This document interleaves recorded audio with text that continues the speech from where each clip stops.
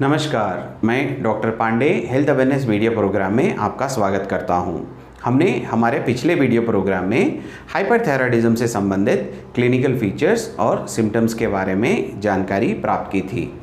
इस video programme में हम हाइपरथायराइडिज्म से संबंधित डायग्नोसिस के बारे में जानने का प्रयास करते हैं।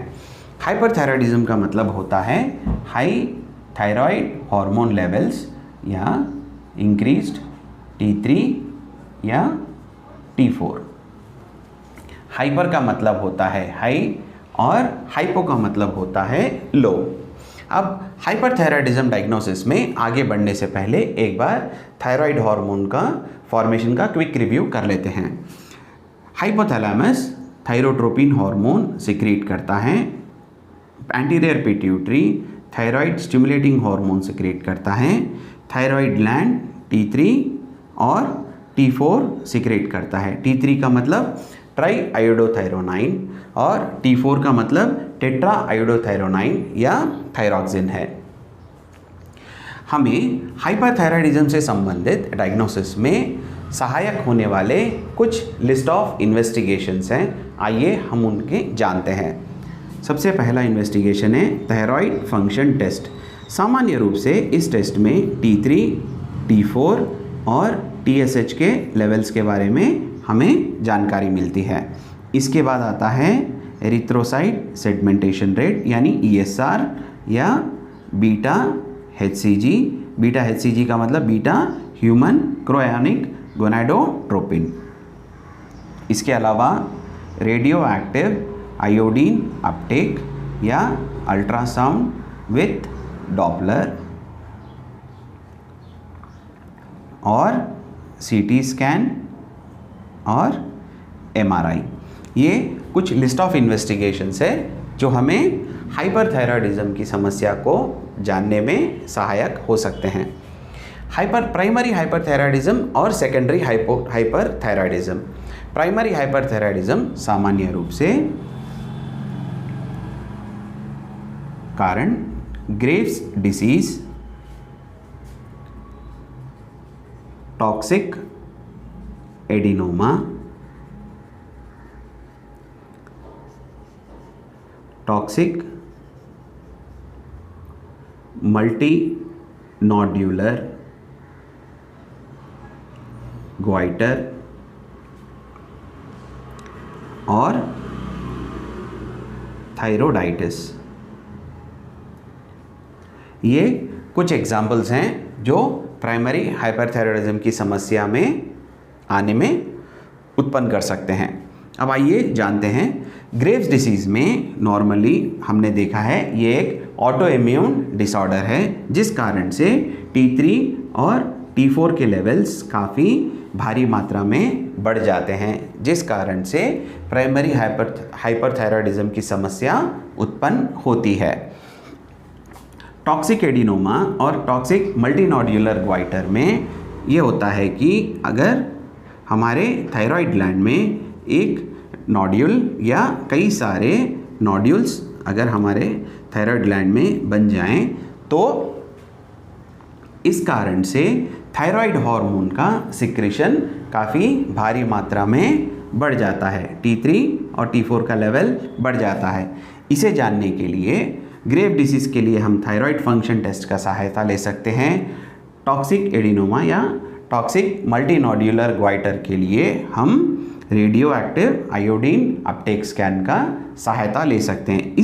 इस स्कैनिंग से ये जो नोड्यूल्स हमारे थायराइड ग्लैंड में हैं ये काफ़ी सारा आयोडीन का एब्जॉर्प्शन कर लेते हैं, जिस कारण से हमें स्कैन में ये ब्लैक स्पॉट्स के रूप में दिखाई पड़ते हैं, जिससे हमें पता लगा सकते हैं कि नोड्यूल्स की मात्रा। अगर किसी कारणवश रेडियो एक्टिव आयोडीन अपटेक का स्कैन एडवाइस नहीं किया जा सकता, जैसे कि प्रेगनेंसी एक अच्छा सा एग्जाम्पल, उस समय अल्ट्रासाउंड विथ डॉपलर को भी एडवाइस किया जा रहा है। अब आइए जानते हैं thyroiditis. Thyroiditis is a inflammation of thyroid gland जो कि एंटीबॉडी इफेक्ट के कारण या वायरल इन्फेक्शन के कारण या ड्रग इंड्यूस के कारण थायराइड ग्लैंड का इन्फ्लेमेशन हो जाता है, जिस कारण से थायराइड हार्मोन का लेवल काफ़ी भारी मात्रा में बढ़ जाता है, जो कि प्राइमरी हाइपरथायराइडिज्म की समस्या का कारण बन सकते हैं। अब इसमें आप देखेंगे कि T3 और T4 के लेवल्स काफ़ी बढ़े हुए दिखेंगे और थायराइड स्टिमुलेटिंग हार्मोन यानी TSH के लेवल्स लो आपको प्राप्त होंगे। अब आइए जानते हैं सेकेंडरी हाइपरथायराइडिज्म के कारण क्या हो सकते हैं। सामान्य रूप से सेकेंडरी हाइपरथायराइडिज्म के कारण पिट्यूटरी एडिनोमा और हाइपोथैलेमिक हेमरटोमा और मोलार प्रेगनेंसी और स्ट्रोमा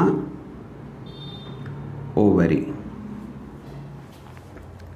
सामान्य रूप से सेकेंडरी हाइपरथायराइडिज्म के समस्या में pituitary adenoma, hypothalamic hamartoma, molar pregnancy और स्ट्रोमा ओवरी देखे गए हैं। पिट्यूटरी एडिनोमा में पिट्यूटरी ग्लैंड पर एडिनोमा का फॉर्मेशन हो जाता है, जिस कारण से थायराइड स्टिमुलेटिंग हार्मोन का लेवल बढ़ जाता है। अगर थायराइड स्टिमुलेटिंग हार्मोन का लेवल बढ़ेगा तो थायराइड ग्लैंड का सिक्रीशन भी बढ़ जाता है, जो कि T3 T4 के लेवल्स भी बढ़ जाएंगे, जिस कारण से सेकेंडरी हाइपरथायराइडिज्म की समस्या उत्पन्न हो सकती है।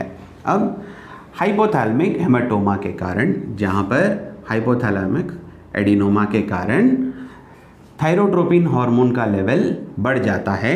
अगर थायरोट्रोपिन हार्मोन का लेवल बढ़ जाएगा तो पिट्यूटरी ग्लैंड में थायराइड स्टिमुलेटिंग हार्मोन का लेवल बढ़ जाएगा। अगर थायराइड स्टिमुलेटिंग हार्मोन का लेवल बढ़ेगा तो थायराइड हार्मोन यानी T3 और T4 का लेवल भी बढ़ जाता है, जो कि सेकेंडरी हाइपरथायराइडिज्म का कारण हो सकते हैं।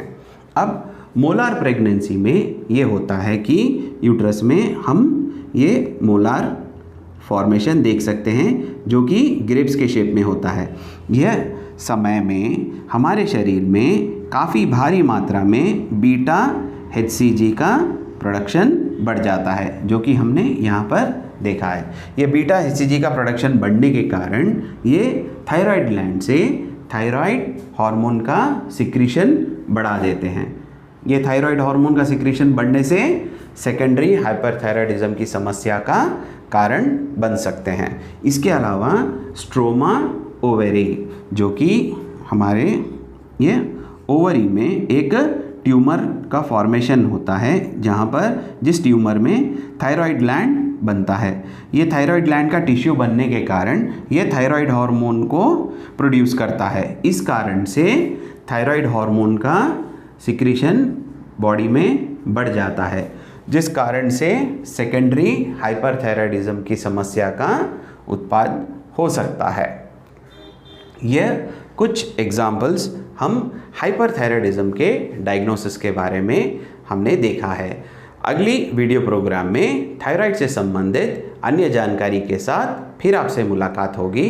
तब तक के लिए नमस्कार।